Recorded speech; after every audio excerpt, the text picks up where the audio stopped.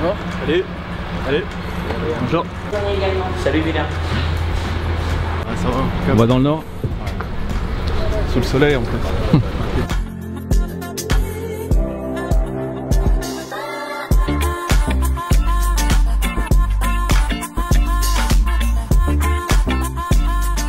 Et bienvenue dans la quotidienne tout le monde. Ce soir, c'est match des Bleus. Oui, deuxième et dernier match du rassemblement du mois de mars. Dernier match amical pour l'équipe de France qui affronte l'Afrique du Sud à Lille. Les Bleus ont rejoint le nord de la France hier. Ils se sont entraînés au stade Pierre-Mauroy. Tout ça dans une bonne ambiance. Tout ça dans une ambiance hop hop hop.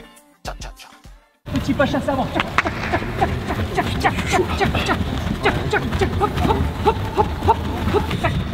Voilà. Oui, oui, hop, hop, oui, hop, hop, hop. Allez, voilà. Hugo, oui. On a la compo probable de l'équipe de France pour ce soir ou pas? Effectivement. Qu'attends-tu pour la balancer? C'est parti, la compo probable. Des Bleus avec pas mal de changements comparé au match face à la Côte d'Ivoire. Maignan dans le but. Saliba devrait être titulaire dans une défense à 3 ou à 5. C'est vous qui choisissez. Klaus, le Lensois, en piston droit, pourrait connaître sa première titularisation en bleu. Digne, piston gauche, Rabiot, Kanté au milieu. Et une attaque Griezmann, Mbappé, Giroud. Elle est belle, cette équipe de France. Question du jour, les amis. Ono, les experts, on vous attend. Le score du match de soir. Et si vous êtes vraiment chaud, allez-y sur les buteurs. On va voir qui c'est les patrons ce soir. On en reparle demain.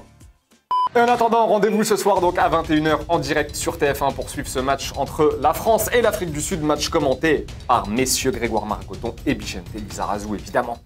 Autre match ô combien important ce soir, il est pour le Portugal, oui, qui affronte la Macédoine du Nord en finale de barrage à la Coupe du Monde. Victoire du Portugal est égale Coupe du Monde pour CR7 et ses coéquipiers. Mais attention, on rappelle que la Macédoine a battu l'Italie.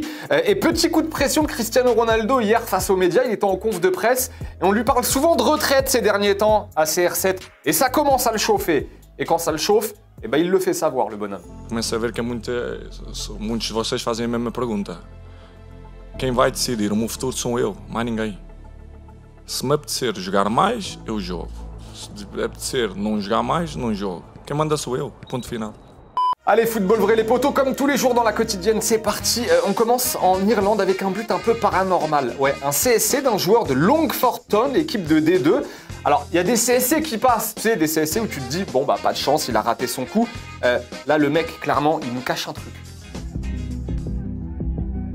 Dennison, who spent part of Flassie on loan at Galway, and that is an absolute disaster at the back. One of the strangest goals you'll see. Et au Japon, le match entre Toshigi et Shiba, le buteur s'appelle Tepei Yashida et il ne manque pas d'inspiration dans la vie de gars.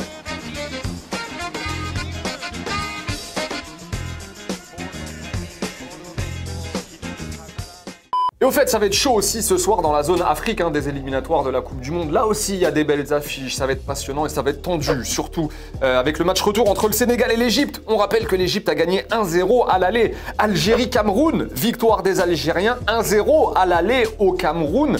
Le Maroc aussi affronte le Congo 1-1 à l'aller. Tout reste ouvert. Ou encore Tunisie-Mali et Nigeria-Ghana. Va y avoir des heureux mais aussi des très malheureux ce soir dans la zone Afrique. Et tenez, du côté de l'Italie, la fédération s'est officiellement excusée. Mais excusée pourquoi? Pour avoir été éliminée par la Macédoine? Non, pas du tout. Elle s'est excusée pour ça. Pour avoir laissé le vestiaire dans cet état, justement après son match face à la Macédoine. On dirait ma chambre, tout simplement. Et ça, c'est pas normal. Un état pitoyable. Bon, après, les mecs étaient dépités au bout de leur vie. Mais de là à jeter les déchets par terre, enfin bref. Et au rayon des bonnes nouvelles, Ansu Fati, tenez, a fait son retour à l'entraînement avec le Barça hier. On rappelle qu'il était absent depuis novembre à cause d'une blessure aux ischio. On lui souhaite que tout aille bien maintenant parce qu'il a quand même été très souvent blessé, Ansu Fati, depuis le début de sa jeune carrière. Les deux commentaires à présent sélectionnés en réponse à la question d'hier.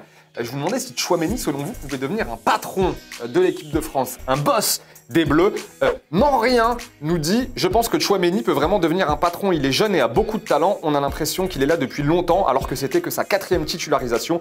Il a beaucoup de maturité, il fait penser à Kylian. Je suis assez d'accord avec toi, non, rien. Itaro, qui à présent nous dit, c'est trop tôt, mais pourquoi pas? Il a l'air d'avoir une bonne mentalité, mais on verra face à l'adversité quand ça deviendra dur. C'est là que les mentalités se vérifient. T'es d'accord, Hugo? Oui, oui. Allez, c'est la fin de la quotidienne, les potos. On se quitte en images et en musique. Bon match ce soir, en direct sur TF1. J'ai déjà dit on se quitte en images en musique ou pas? Ouais. Je l'ai déjà dit. Bon bah salut.